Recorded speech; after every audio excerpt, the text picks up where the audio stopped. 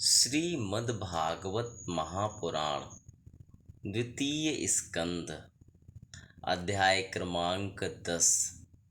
भागवत के 10 लक्षण।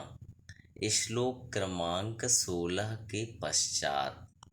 प्राणेन क्षिपताच्छुत त्रडन्तराजायते प्रभोः पिपासतो जच्छतश्च प्राङ्मुखं निर्भिदत् मुखतस्तालुनिर्भिन्नं जिह्वा तत्रोपजायते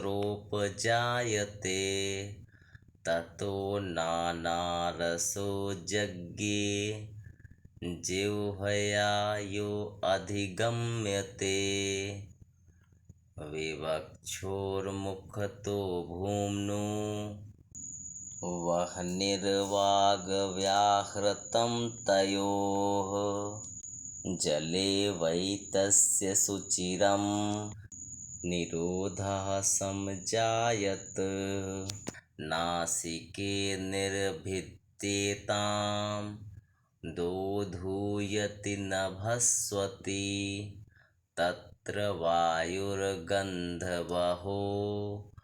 घ्राणो नसि जिघ्रक्षतः यदा आत्मनि निरालोकमात्मानं च दिद्रक्षतः निर्भिन्ने ह्यक्षिणी तस्य ज्योतिश्चक्षुर्गुणग्रहः बोध्यमानस्य ऋषिभिरात्मनस्तज्जिघ्रक्षतः कर्णो च निर्भिद्येतां दिशः श्रोत्रं गुणग्रहः वस्तुनो मृदुकाठिन्यलघुगुर्वोष्णशीततां जिघ्रक्षतस्त्वङ्गनिर्भिन्ना तस्यां रोममहीरुहाः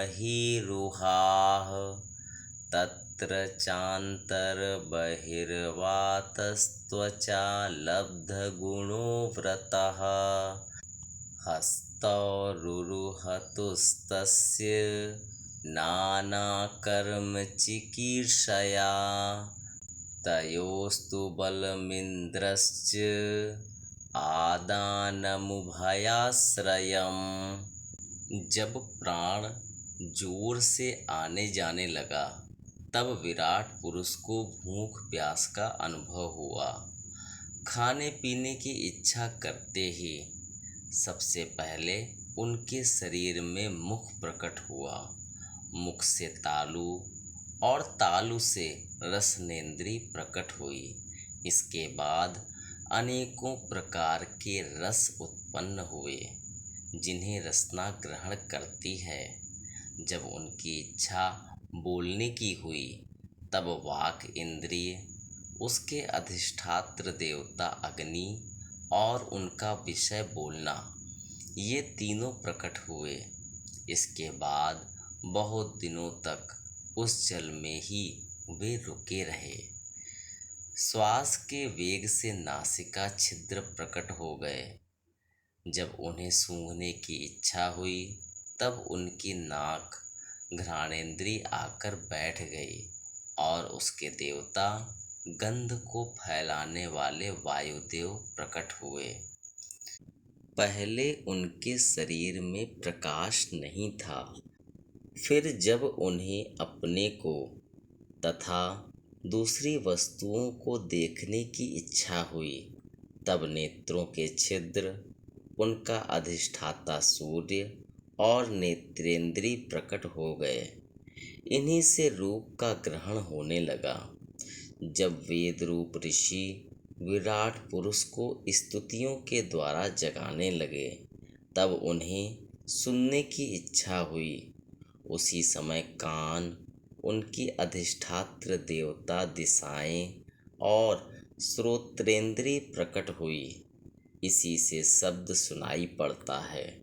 जब उन्होंने वस्तुओं की कोमलता, कठिनता, हल्कापन, भारीपन, उष्णता और शीतलता आदि जाननी चाहिए।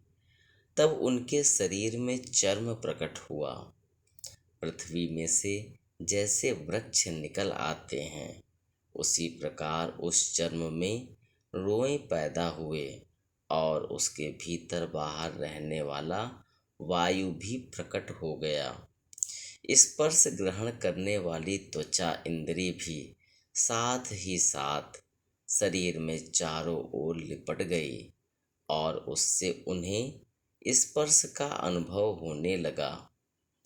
जब उन्हें अनेकों प्रकार के कर्म करने की इच्छा हुई, तब उनके हाथ उगाए। उन हाथों में ग्रहण करने की शक्ति, हस्तेंद्रिय तथा उनके अधिदेवता इंद्र प्रकट हुए और दोनों के आश्रय से होने वाला ग्रहण रूप कर्म भी प्रकट हो गया।